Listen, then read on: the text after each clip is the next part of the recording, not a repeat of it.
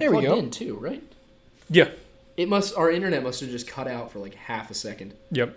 You want to hop back in and everything? Well, yeah, I want to see if anybody hops back in. I would imagine they will. And I'm going to give a... Yeah, let them know the other one that we went back on. Yep.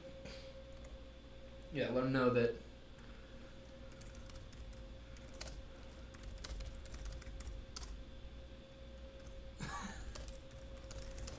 Hello, we return. It's very nice to see you now. Okay. So, sorry about that, guys. Are we back? Can you hear me? Yeah, I'm pulling up the stream. Yeah, we got. Am I hearable on Streamlabs? Yeah. Oh, go ahead. Okay, cool. What's frustrating is that you're plugged in. Yeah. Like you're hardwired, so that's Comcast's fault. So the other chat's not even available anymore. So. All right. Well, you know what? Let the Discord know. Yeah, that's what I'm doing right now. If we can get enough people back in, we'll take some more questions. Yeah, we'll go. So, give us your questions. So, one thing for you to know is, so priority questions go to people in the cabin who are $10 plus in the patrons. Can we see them on the YouTube? No, but in the Discord, Brutus, who is one of our $10 plus patrons, asked a question directly at me. Thank you for adding me. That makes it a lot easier. And it's... What's the question? So the question is for you, obviously. Okay. Do you think skinwalkers are possible to exist in any heavily forested areas with Native American activity in the past farther down south? So, like, essentially, do you think that skinwalkers could be further south than, like, you know, the places we've been talking, like Yellowstone and things like that? No, probably more like Utah is more like where south. Utah is Navajo territory. Is it? So, Brutus, I mean, specify how south you're talking. How south are we talking? Like, let's, for the sake of argument, say he's talking like New Mexico and Arizona and things like that. Absolutely? Absolutely. Okay, go on. Why? New Mexico, Arizona, basically all the southwestern states. I've heard firsthand accounts of people having something knock on their window at 70 miles an hour while they're driving through eastern Texas. You know, whatever is going on down there, it stretches all across the southwestern U.S. and quite possibly into Mexico. Mexico has their own legends that are along the same lines that are similar regarding creatures that will, like La Llorona? I don't remember how you pronounce a double L in Spanish. I don't remember. La Llorona, yeah, right? Double L is like a Y sound. Llorona? Oh, yeah, me llamo. Yeah. La Llorona, in Spanish, is a wailing woman who will attempt to lure people into the water.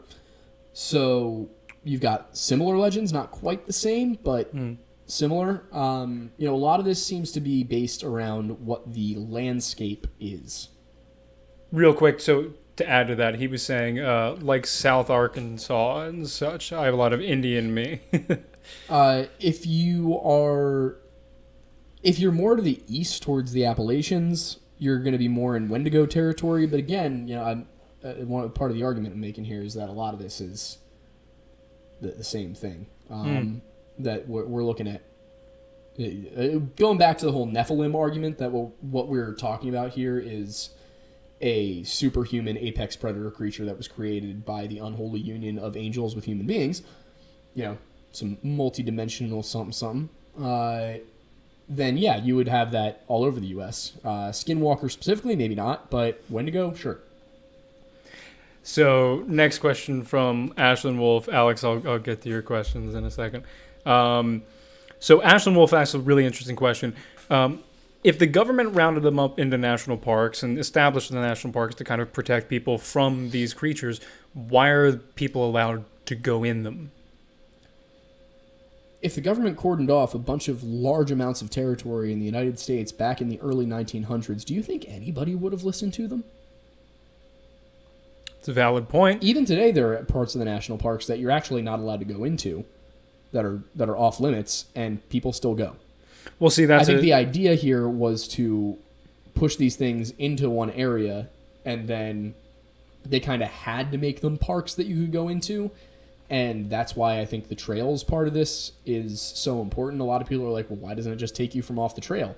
I think they probably put the trails where you were least likely to run into one of these things and where they could actually monitor them. You know, how many people that you see walking on one of these trails are actually a highly trained, you know, special operations guy who's there to make sure everybody's safe.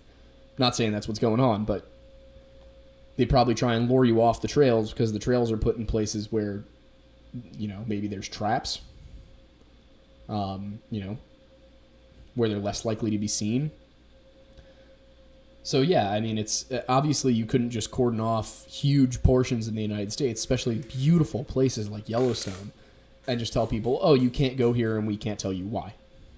Well, again, devil's advocate role, and keep in mind, I know there's some caveats to this, but this is just in order to ask the question, get the answers. What about places like Area 51 or certain military training bases and things like that? You know, they are cordoned off for military use and for governmental use, and people aren't allowed in, and we don't know the specific reasons, or at least for a large period of time. Yes, but those are smaller areas that are generally not in gorgeous national parks. Yes. For example, Area 51 is in the middle of a desert. If you ever go out there, there's nothing there. I mean, Area 51 is there, but there's nothing else there. You know, that's a very good reason to cordon off a particular, in the grand scheme of things, a small plot of land and say, you can't go here, this is a military training ground. Fine. People will vibe with that. You take a massive area like Yellowstone Park and say, hey, you can't go here, we need to use it for military training. People are going to be like, why do you need all that space? And then they're going to contact their representative and they're going to be like, hey, why do they need all that space? And then the representatives are going to start asking questions, and then the Department of Defense doesn't have an answer, and then, of course, the National Park Service doesn't have an answer. So, basically, it is our flawed but somehow still functioning representative democracy that we have here that I think is keeping the military from just shutting down these areas and saying, you can't go here. They have to have a pretense. So, and, you know, in a more sinister way, maybe that's how they're feeding them. Now we're getting really like cynical. Okay, so Alex. That's what they did to Epstein. Oh. They killed him so they could feed him to the Wendigos. Oh, now that'll start a they whole also thing. That's why they killed McAfee too, to feed him to the Wendigos. So apparently, old white men are top of the list for Wendigos to eat. So Epstein was Jewish. Fair enough. I didn't know that. Yeah. I guess Steen, probably should have put two and two together. No, I mean, it's feeding him to the Wendigos. Honestly, I gotta say, as far as fate for Jeffrey Epstein, being devoured by a Wendigo is probably a good one. Yeah, because either way, he's probably still going to hell. I mean, either way, he did not kill himself. Yeah, well, that's a given. But he if they fed him to a Wendigo, that's slightly better. Yeah. Just anything, feeding him to anything would probably be solid. So, just to get to Alex's question, he has a question. Is it possible to capture a skinwalker? And I am fairly certain that Alex knows that Alex. Yeah.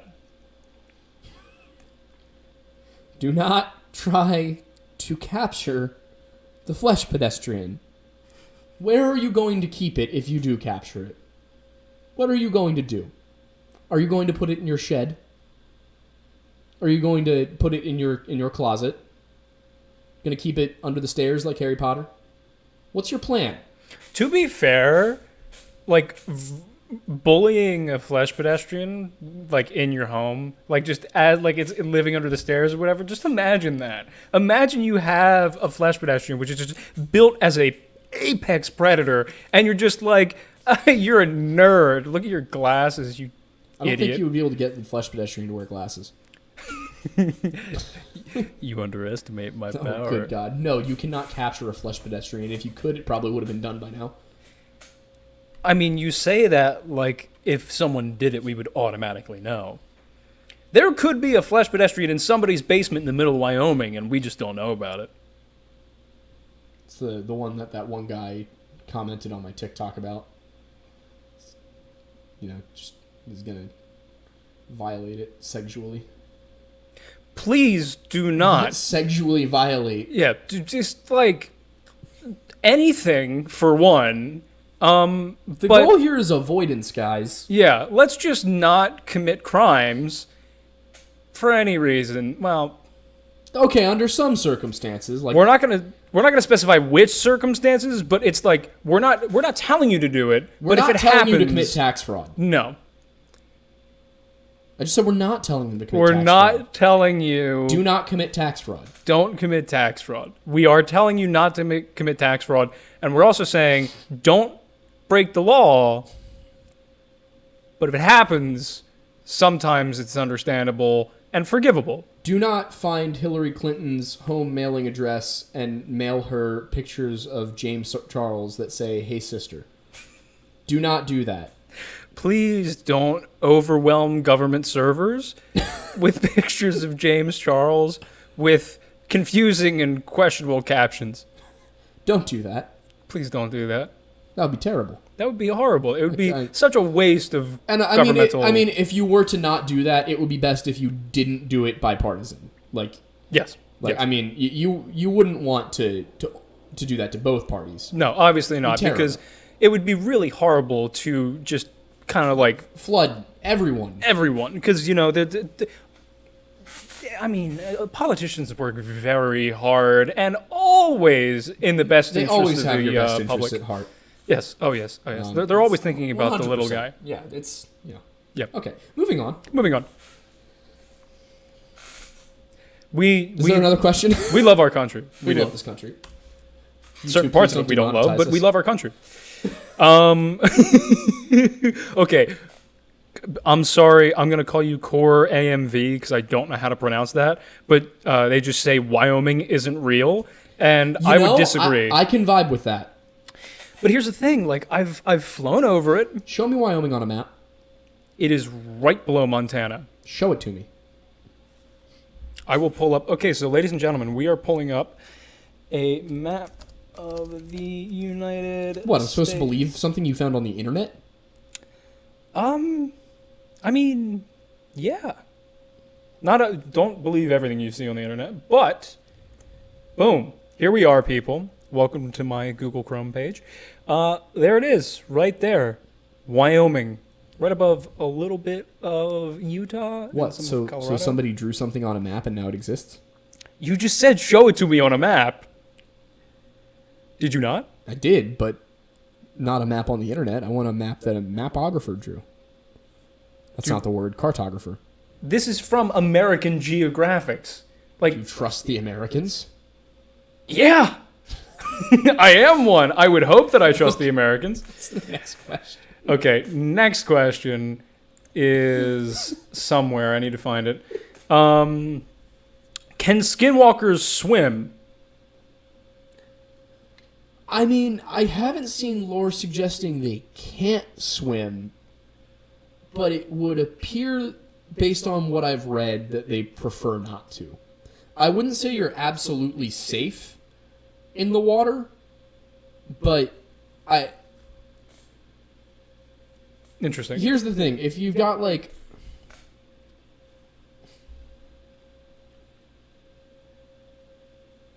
Yeah, like, it's probably not going to follow you into the water if it can help it, from what I can tell. They probably can swim, but they also probably don't. I've never heard of one swimming. I think the proper answer is, of all the things that live in water that can kill you, a fleshy boy is probably not on the top of the list of the biggest concerns, but it's on there. It would just probably seek prey that's not in the water. Yes. Probably go after something different. Okay, Crovian Class has 2 questions again. Sure. He is once again asking if he can beat a fleshy boy to death with a PVC pipe. The answer did not change. Oh, wait, is that where we got cut off? I think so. It might have been. Yeah, what I was saying when we got cut off, which was fantastic timing. Wait, real quick. I'm going to ask the second part of it so that we can get both of them in one go. No, let me finish this one, because Is the second one related? Yes. Oh, okay. Second one is, and what does it taste like? We have a culinary mind here. I do love it. It probably tastes pretty good with cilantro. Cilantro? How Did the you hell pronounce say it cilantro? You know what? I've been saying Celtic a lot recently, and anytime I see those, there's a C and an L in there. I'm not. Okay, so can you beat it to death with a PVC pipe? No, you can't. As I said before, best case scenario, you beat a skinny bald man out in the woods to death with a PVC pipe, and then you go to prison. Worst case scenario, you get eaten. Neither of those are good scenarios. Please do not try to go into the woods and kill a flesh pedestrian with a PVC pipe. As for the second question, you're aware that they are supposedly, traditionally humans, right? And if you were to eat a flesh pedestrian, you would become one. So I don't know what they taste like. I've never tried human. You haven't? So yeah, I'm going to go ahead and say that they probably don't taste good. Yeah, considering they're described as like desiccated and like absolutely no meat on them, Yeah, unless you're just really big marrow might guy. make like a good stock for a soup. You boil the bones. We do not recommend you hunting fleshy boys to make fleshy boy soup. That's not on the recommended list. Please don't do it. But I do kind of want to try and see what it tastes like at this point. Weird rule book that we're creating here. We should write it down. We should. We But should. Continue, more questions? Yes. Let's say one more question. 2 more questions. Okay. That's not a question, but it feels like something that should be addressed. Monkey says, and that is spelled Monke, Okay. says, then again, people say human tastes like pork. Who's people, Monkey? Who's people? Next question. It wasn't really a question, but fair enough. All right, yeah, guys, drop some questions. Do we not have any questions? We left? have one. You said we were answering 2 more questions. That one wasn't a question. Oh my Yeah. god. Why would you find flesh pedestrians on the East Coast outside of the Appalachian Mountains? Well, there's still a lot of forests on the East Coast, and there's still cave systems. Still, there's way more forests on the East Coast than there are West Coast. Yeah, but they're very territorial. What do you mean? Well, if you've got a large enough population of flesh pedestrians, then eventually they're going to have to spread out. Oh, I think... Never mind. Yeah, when you said they're very territorial, I thought you meant the forests, and I was very confused. No, the forests are not territorial. This is not Lord of the Rings. Are you sure? Yes. We were talking about elves earlier. We were talking about elves. I'm still... a long podcast. It really wasn't, to be honest with you. You could find them. There aren't a ton of reports of it. Most of it is, again, in places with large forests and cave systems. I'm not saying you're going to find Wendigo hanging out in Providence, Rhode Island, but it's not out of the question that you would find one like up in Maine. All right, last question. Last question. So this is actually a really interesting one because I don't think you've done a video on this yet. You may have done a TikTok, but nothing proper.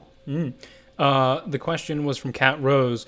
Thoughts on the Bermuda Triangle and all the phenomenon associated with it? Ooh. Stumped him. I'm worried to talk about the Bermuda Triangle because I might sound like an idiot if I do. Why? Because there are people who know a lot about the Bermuda Triangle, and I'm not one of them. Well, I mean, I've heard a lot of explanations from that. There's something weird with the magnetism there, and it messes with the instruments on planes and boats. There's also the possibility that you're walking. Oh my gosh, I gotta sneeze. Bless you.